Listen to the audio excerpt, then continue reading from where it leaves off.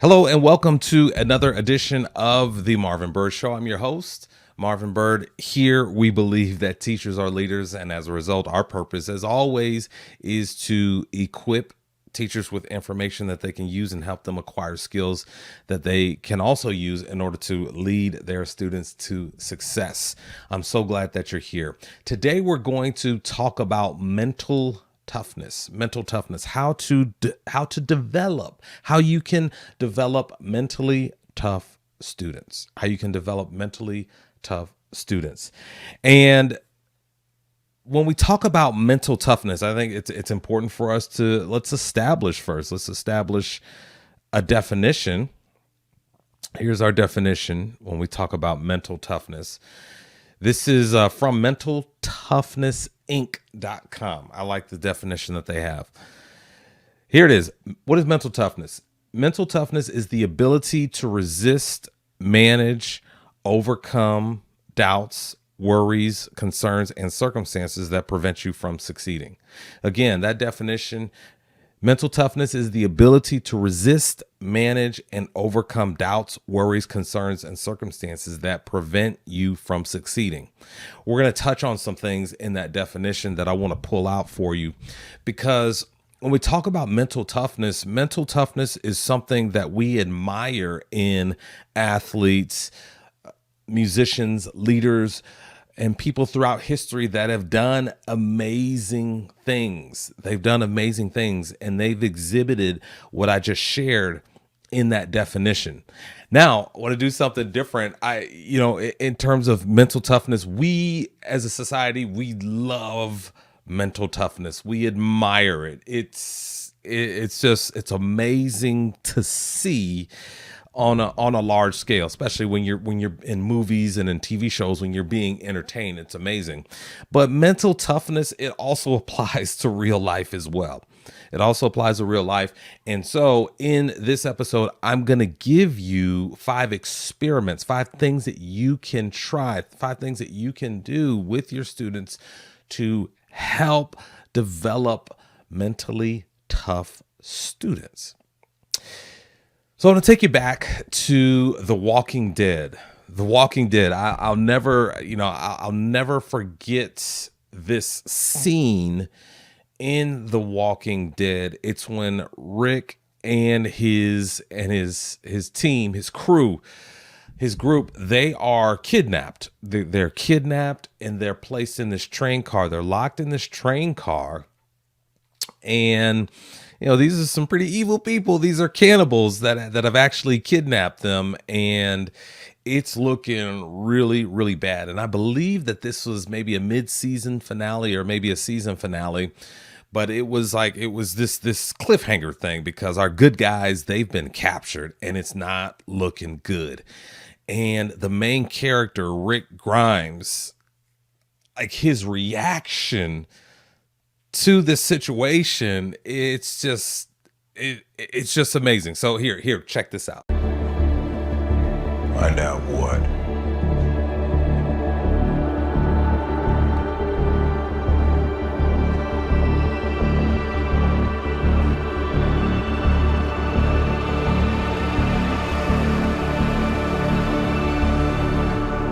They're screwing with the wrong people.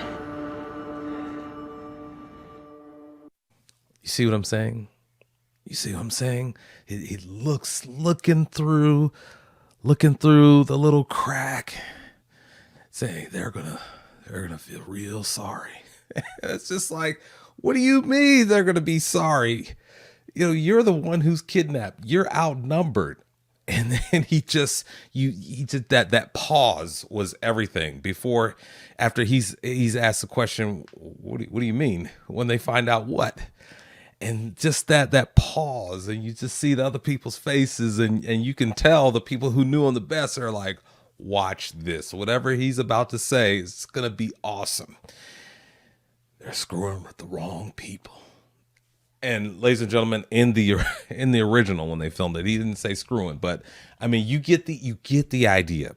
You get the idea through this adversity, through this tough situation. Let's go back to our definition: the ability to resist, manage, and overcome doubts, worries, concerns, and circumstances that prevent you from succeeding. And what does this all come back to, ladies and gentlemen? It all comes back to our discussions about mindset. It's the way that you think, because out of your thinking come your actions. Student comes into your room, oh, I've never been good at social studies. Well, what?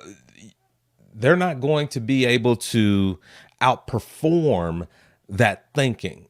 And so there's limited ability, there's limited opportunity to develop mental toughness within that student if they continue to hold on to that thought, if they continue to give words to that thought. It's going to be very difficult for you to do what you need to do in order to help them attain the ability to resist, manage, and overcome doubts, worries, concerns, and circumstances that would prevent them from succeeding. So there it is again.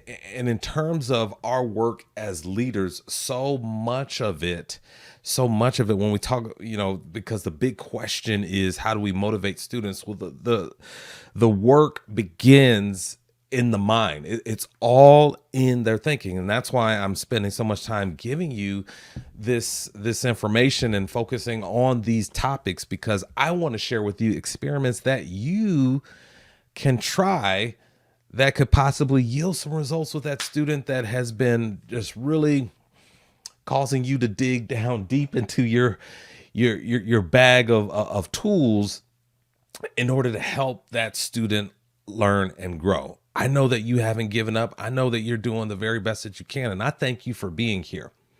Now, speaking of that, before we get into these 5 ways to help develop mentally tough students, I do want to remind you that I have just hit a bit of a milestone. I've finished editing my book, and I'm not sure when we'll have it come out. My goal is the summer, or we have a little bit of extra time to do some PD on our own. So that's my goal. The goal is for it to come out in the summer, but I just wanted to give you that update.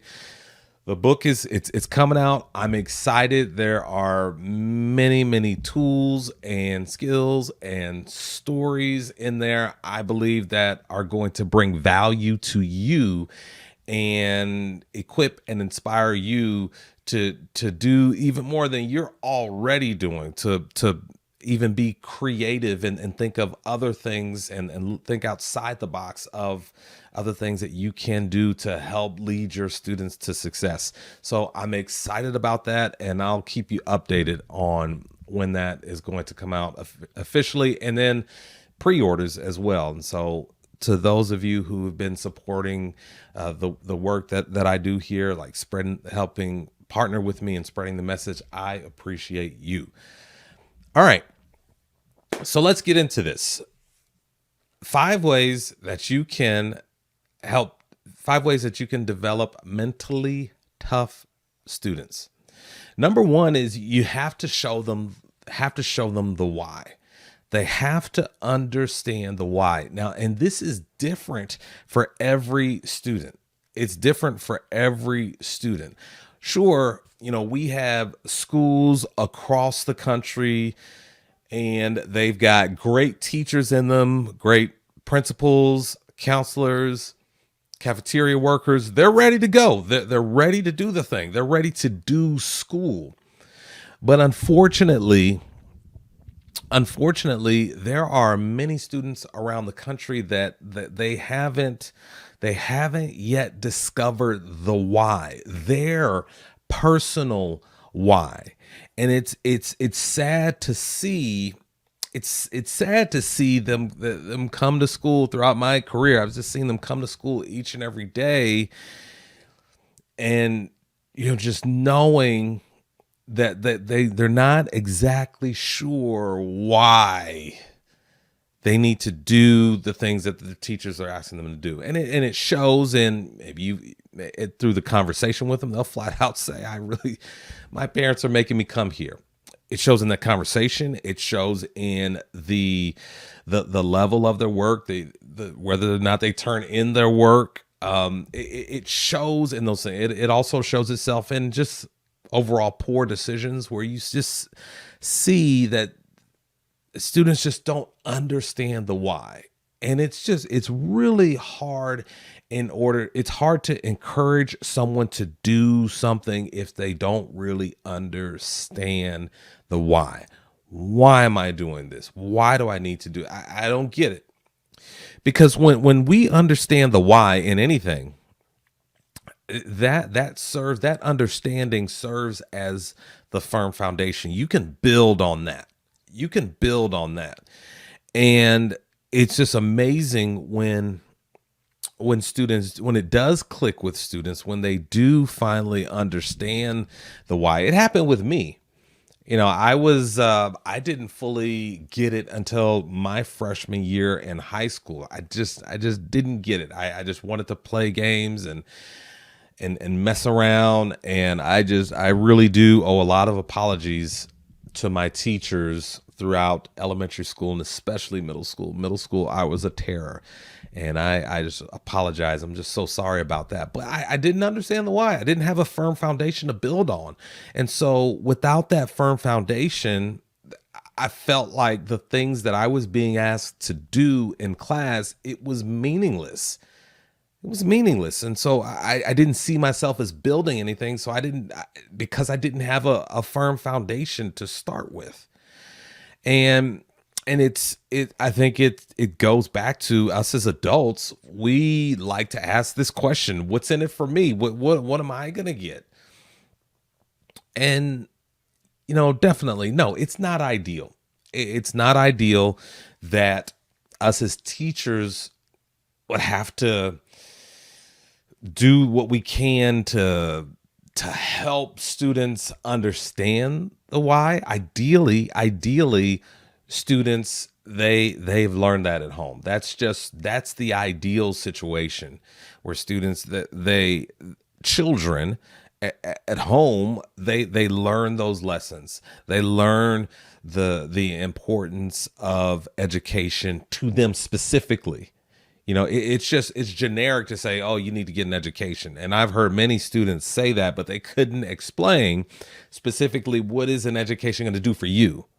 What is an education going to do for you in terms of your why? And if they can't explain that, it's going to be very difficult. And so as teachers, what we need to do is it's not going to happen overnight. So we need to give them something that satisfies that appetite of, why am I doing this? What's in it for me? What am I going to get out of this? I'm not going to be doing this in the real world. So here's some things that I want to share with you. What we can do, and I did this as well when I was a teacher. I talked about, it's not so much specifically the U.S. history that I'm teaching you, but it's how you set your brain, how you set your mind to acquire the information. And not only acquire the information, but do something with it. That is a skill that you're going to need in any job. And so that was really the point that I tried to make with a lot of students who lacked that motivation, who didn't have the why. And that was a reason for the lack of motivation. They didn't understand the why. They didn't have at least something to satisfy the appetite. And what I mean by that is, at least I'm getting something out of this 90 minutes of being in this classroom. And what that does, because in every class, and let me take a step back. The definition of study, the definition of the word study, which is what students do in every class, is the setting of the mind to acquire knowledge. It's the setting of the mind to acquire knowledge. And then comes application of that information. So you've got to acquire it. You've got to have it first. You've got to have it so that you can apply it. You've got to have it so that you can apply it. Again, that's something that's a skill that in many occupations people are going to need to understand how to do. Those skills are worth it. And again, that's the point to drive home with those students that need something. They need something to satisfy that appetite. And what you can do is you can sprinkle it throughout your lessons. Let's say you have a student who, they want to be a carpenter or whatever. They want to be a carpenter and they're in your science class. You can say, "Hey, Johnny, this is how a carpenter might use this skill. I know this is my science class or this is my art class, but Johnny, as a carpenter, this is how a carpenter might use this skill that I'm teaching you through science or through art. I know this might not be interesting to you, but this particular skill, you are going to use this as a carpenter one day." So it's just sprinkling those things in there and just multiple occupations. Hey, this is how a firefighter may use this. This is how a spy in the CIA may use this particular skill that I'm teaching you right now. Just throw it out there and just show them that there are numerous opportunities for them to learn and grow and excel, set them up for success in their future careers because of the work that they're doing in your classroom. And then it's just gonna blow their mind when they realize, "Oh, I didn't even realize that I'm getting that out of this class. I don't even like social studies. I don't like history at all, but I'm getting that skill." Again, showing them the why, or at least giving something that satisfies the appetite to know why. What's in this for me? What's in this for me? All right, so that's number one. That's number one. Number two, it's in the habits. And then as we go through these things, again, you're going to see that it's all about what's going on up here. So again, number two, it's in the habits. It's in the habits. It's in the habits. And what I mean by that is just that's where change comes from. That's where change in actions come from. That's where change in thinking comes from. Because remember our definition: mental toughness, the ability to resist, manage, and overcome doubts, worries, concerns, and circumstances that prevent you from succeeding. In order to be there, in order to have that mental toughness, another word that goes with that is believe. People who are mentally tough, they believe in themselves. They believe in their abilities. And they have that belief because they have the habits. They have the habits. They can do the small things consistently. Because it's when you master the small things, that's where we get great change, because we have multiple opportunities, because we're doing the small things. We're doing the small things well. And what I like, as I was doing the research for this, I think I realized that it's, when we talk about motivation as teachers, like this student is not motivated. The student's not motivated. And the question is, how do I motivate this student? How do I motivate this student? And it's tough. It really is. Of course, I haven't fully succeeded with all the students that I've come across with. I've definitely tried my best. And what do we say? We exhaust all of our tools. And once we've done that, we try to get some more. So it's difficult.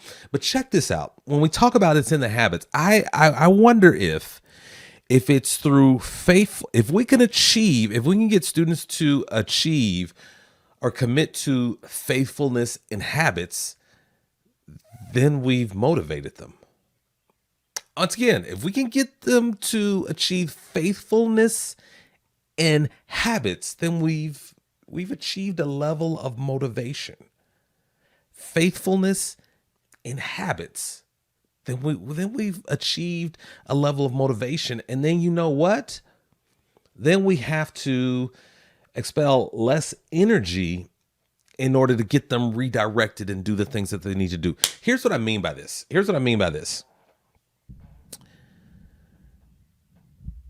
Let's say, and this comes from, and I'm gonna sign up for the newsletter, and then you'll get all of my sources from this podcast, because this is from James Clear. James Clear, he does a lot of work regarding habits, okay? Regarding habits and motivation. So I got this from him and his book, which I can't think of right now, but he wrote a great book. And I'll link that in, you'll see that in the newsletter. Sign up for that. You'll get all of these sources. But his book is a really good book to start the year off with. The book, which name I can't remember. So anyways, so think of it like this. When we talk about achieving faithfulness in your habits, and that's equivalent to motivation. So let's say someone has a goal of they want to work out more. Okay, they want to work out more. They're not really specific with the goal, but they just know that ultimately they want to lose some weight. Okay. Well, it starts like this: get up early on Mondays. That's it right there. That's the habit. You're trying to get to a specific goal, but the habit is this: just get up early on Mondays. Just get up early on Mondays. Instead of getting up at 7 like you usually do, get up at 6. That's it. Just for 1 to 2 weeks, you're getting up at 6 on Mondays. Okay, that's good. You've developed that habit. Oh, okay, I'm up at 6 on Mondays. Here we go. Next up, put your work clothes on. Put your workout clothes on. Okay, wake up at 6. Okay, I've got that. Now I'm putting on my workout clothes. Okay, all right, I got on workout clothes. Do that for a week. Okay, you've been getting up early for 3 weeks, and for the last week you've been getting up early and putting on your workout clothes. Okay, all right, okay, this is pretty good. Next, after a week of putting on your workout clothes, that next week, go for a light walk. Oh, okay. So by week 4 of this journey, you're not only getting up early, you're not only putting on your workout clothes, now we're going for a light walk. Okay, wow. Okay, okay, you're this habit. You've got this habit. You've acquired this. You're doing the thing. Okay, now maybe you're doing that. Let's go for let's say about week 7 of this experiment. All right, I got a target heart rate. Let's make our target heart rate 120. Okay, 120. That's our target. That's our target heart rate. Wow. Okay. So now you've got to do some different things in order to get your heart rate to hit that mark. So you see, as you go on and on and on, getting up early, that's no problem. That's no problem. You've been doing that. And as you continue to go, oh, good, we'll put workout clothes on. I can do that. Now we're going for a light walk. Now we're maintaining a specific heart rate. And then you see, as you continue, you can say, we did this on Monday. Now let's add Wednesdays. We'll do it on Mondays and Wednesdays. So you see the victory there in simply changing habits, simply monitoring and adding habits. And it's not in this scenario that I gave you, it's not all at once. It's just little by little. Oh, Johnny, You came to class on time. Thank you, Johnny. Woo-hoo-hoo. Can you make it 2 days in a row? Oh, Johnny, yeah, you made it 2 days in a row. Okay. Can you make it 3 days in a row? Whew, Johnny, you've been on fire, Johnny. Now, Johnny, I appreciate what you're doing. I love what you're doing. Like this is nice.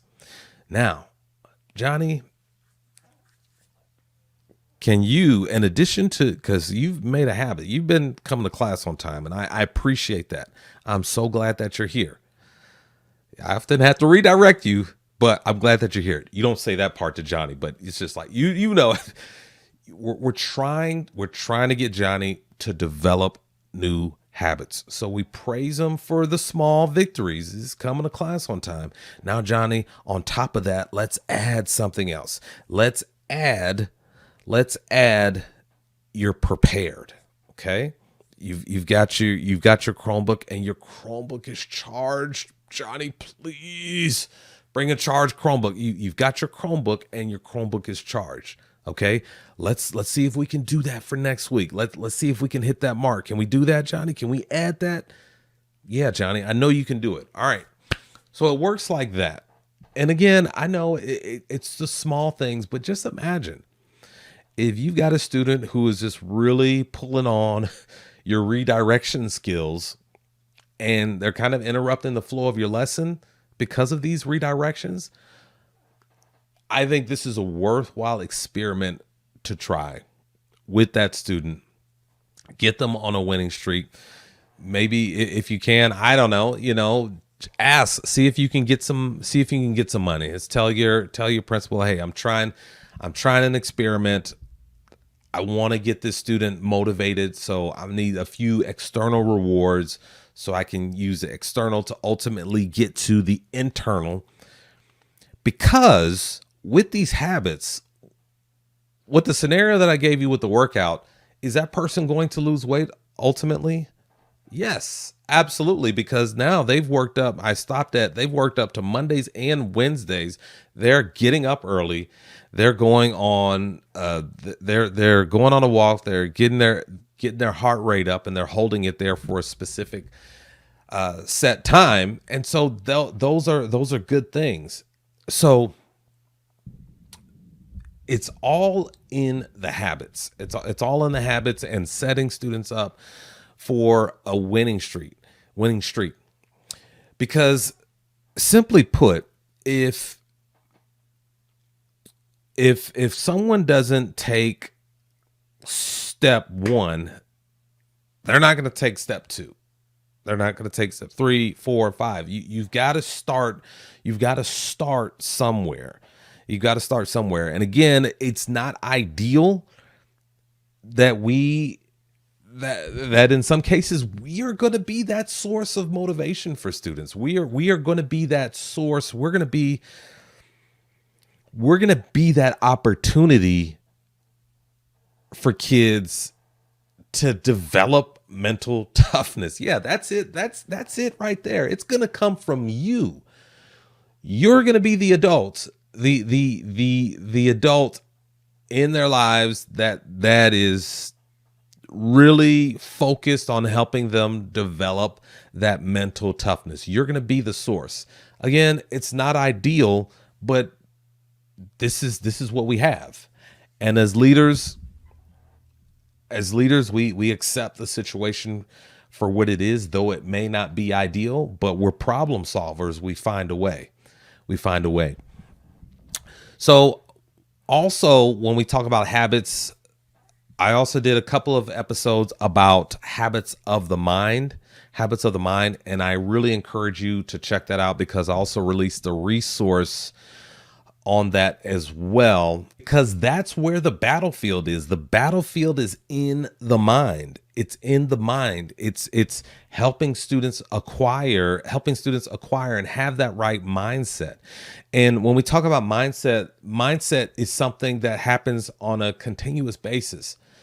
You're always, because when we talk about setting, you always have to set your mind. That's why we use terms like get your mind right, or you're not thinking straight.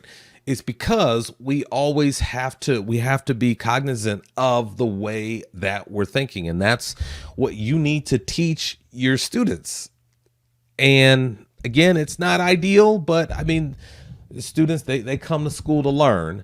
And, as teachers, we are charged with teaching a little bit of everything, right? We teach the content, but we also teach life skills as well. And I believe that this is part of it. And I believe that when we spend time on this, when we learn these things, when we learn about leadership, we are learning about how to respond to our students in a way that's going to assist them, in a way that's going to help them set their mind so that when they come up against adversity, they know how to respond. So I promised you 5, but I only gave you 2. I promised you 5, but I only gave you 2. Well, that's because we're at about 30 minutes, and that's as long as I want to make each episode. So we'll go over 3 through 5 in the next episode of the Marvin Bird Show. Before I get out of here, I do want to remind you of the website, marvinbird.com, marvinbird.com. There you'll find my blog. Those posts, they'll take maybe 5 minutes or less to get through. Start your day, or even during your planning hour, checking a post out, skimming, going through it, acquiring a skill, learning new information that you can use to lead your students to success. Well, that's it. Thank you so much for listening. Thank you so much for watching. And until we meet again, please don't forget that teachers are leaders.